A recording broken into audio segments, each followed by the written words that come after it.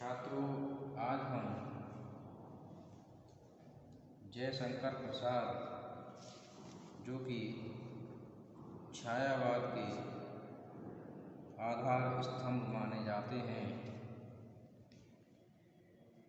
और छायावाद के प्रवर्तक के रूप में भी जाने जाते हैं।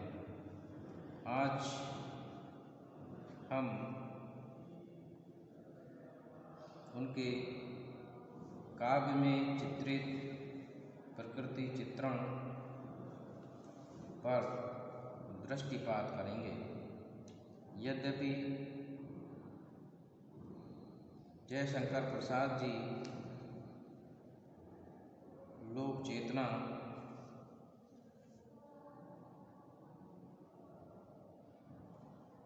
और सांस्कृतिक चेतना के कवि हैं, वे अतीत काल की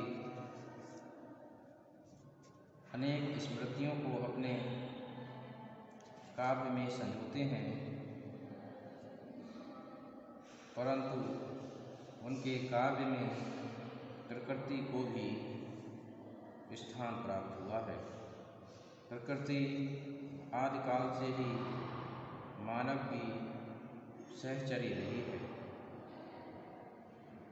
छायावाद के ही कवि सुमित्रानंदन पंत का तो अधिकांश जीवन प्रकृति में ही व्यतीत हुआ।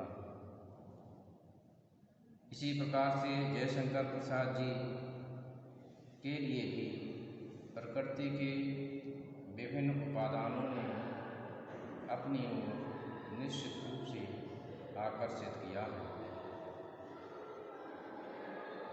प्रकृति की गोद में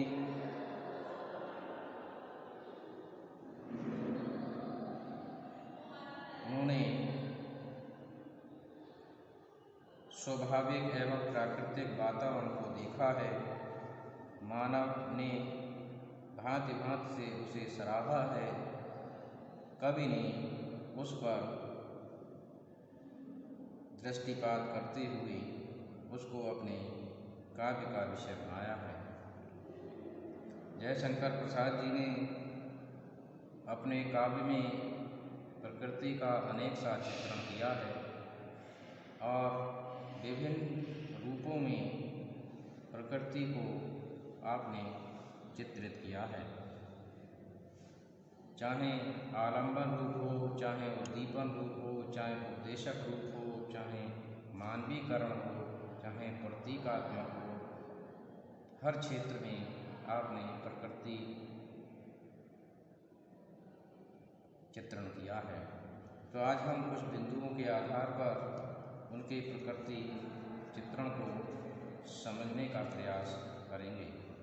तो सबसे पहला बिंदु है आलंबन रूप।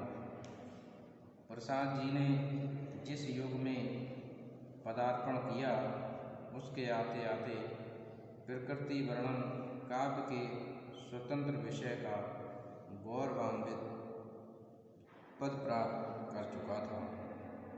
प्रकृति के इसी रूप को आलंबन रूप कहते हैं। इसके अंतर्गत प्रकृति को स्वतंत्र रूप में प्रकट किया जाता है। उनकी रचनाओं में प्रकृति के आलंबन रूप में किए गए वर्णन अनेक स्थानों पर देखने को मिलते हैं। जैसे आपने लिखा है कि बीति विभावरी जागरी, अंबर पनघट में डूबो रही, तारा घट उषा नाग। इसी प्रकार से आपने उद्दीपन रूप में भी प्रकृति का चित्रण किया है। प्रकृति चित्रण का ये रूप सबसे अधिक प्राचीन है। इसके अंतर्गत प्रकृति को वियोग काल में दुखदायक और संयोग काल में सुखदायक दिखाया गया है। कामायनी के वासना सर्ग में मनु के हृदय में श्रद्धा के प्रति प्रेम जनित वासना उमड़ आती है। मनु के उल्लास में प्रकृति भी उल्लसित होने लगती है। आपने लिखा है कि देवदार निकुंज गुहगर सब सुधा में श्याम, सब मनाते एक उत्सव जागरण की रात। आ रही थी मदरा भीनी माधवी की गंध, और पवन के घन घने पड़ते बने मधुबन। और यही प्रकृति वियोग काल में कष्टकारी सिद्ध होती है कि तृण गुलमों से रोमांचित नभ सुनते उस दुख की गाथा।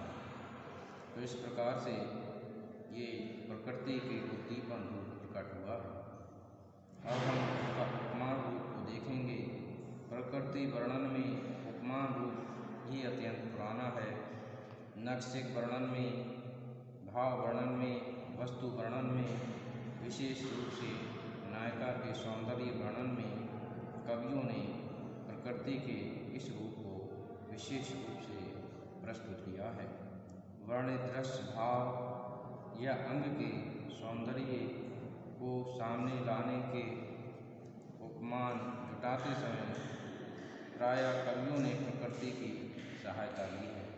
प्रसाद जी की रचनाओं में ऐसा ही मिला कि उठे स्वस्थ मन ज्यों उठता है, क्षितिज बीज अरुणोदय कान, लगे देखने लुब्ध नयन से प्रकृति विभूत मनोहर शाम। तो इस प्रकार से ये उपमान रूप में उनको प्रस्तुत किया गया है। अब हम उपदेशिका रूप में भी प्रकृति चित्रण को देखेंगे। मानव के प्रकृति के साचार्य से बहुत कुछ सीखने को मिलता है। प्रकृति के माध्यम से वह उपदेश ग्रहण करता है और जीवन के विकास के लिए नीति निर्धारित करता है। प्रसाद जी के काव्य में इस रूप में प्रकृति वर्णन की छटा उग्र छंदों में देखी जा सकती है कि प्रकृति के यौवन का श्रृंगार करेंगे कभी न बासी पूर्व, मिलेंगे वे जाकर अति शीघ्र, आह उत्सुक है उनकी दूरी।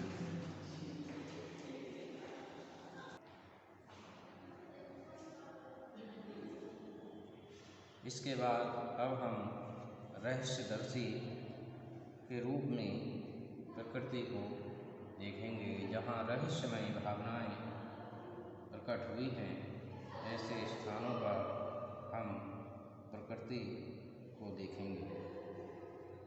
भक्ति काल के सूफी कवियों ने रहस्यवादी सत्ता के रूप में प्रकृति का चित्रण किया था। छायावादी युग में इस रूप में प्रकृति वर्णन को बहुत अधिक मान्यता मिली है। प्रसाद जी ने प्रकृति के दर्शन रहस्यवादी सत्ता के रूप में किए हैं। हे अनंत रमणी कौन तुम, ये मैं कैसे कह सकता, कैसा हो क्या हो इसका तो भाव विचार न सह सकता। इसके बाद अब हम मानवीकरण के रूप में प्रकृति का चित्रण देखेंगे। जड़ और अवचेतन प्रकृति में चेतन मानवीय व्यक्तित्व और क्रियाकलापों का आरोप करना ही मानवीकरण कहलाता है। प्रसाद जी के काव्य में भी मानवीकरण के चित्रण अनेक स्थानों पर देखने को मिलते हैं और ये चित्रण अत्यंत सुंदर और सजीव बन पड़े हैं।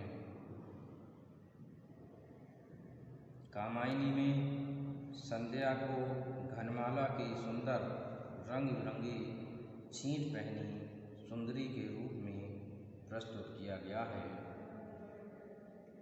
कि संध्या घनमाला की सुंदर ओढ़े रंग बिरंगी छींट। तो इस प्रकार से इसमें मानवीकरण दर्शनीय है। इसके बाद अब हम प्रतीक रूप में प्रकृति को देखेंगे। प्रतीक रूप में प्रकृति वर्णन में कवि प्रकृति से उपमान के स्थान पर प्रतीक ग्रहण करता है। अलंकार में बाहरी समानता पर बल दिया जाता है और प्रतीक में आंतरिक समानता पर। प्रसाद जी ने पर्याप्त मात्रा में इस रूप में प्रकृति वर्णन किया है। आंसू के निम्न पंक्तियों में प्रतीक पद्धति में प्रकृति का वर्णन किया है। आपने लिखा है कि झंझा झकोर गर्जन था, बिजली थी नीरद माला, पाकर इस शून्य हृदय को सबने आडेरा डाला। तो इस प्रकार से आपने प्रतीक रूप में झंझा झकोर गर्जन के रूप में, दुख के रूप में प्रकृति को यहाँ पर प्रस्तुत किया है।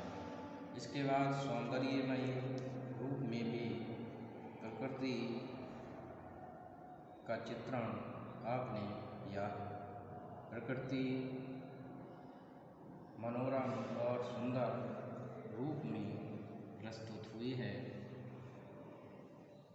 आपने लिखा है कि हृदय की अनुकृति बाह उदार, एक लंबी काया उन्मुक्त, मधु पवन क्रीडित ज्यों शिशु साल, सुशोभित हो सौरभ संयुक्त।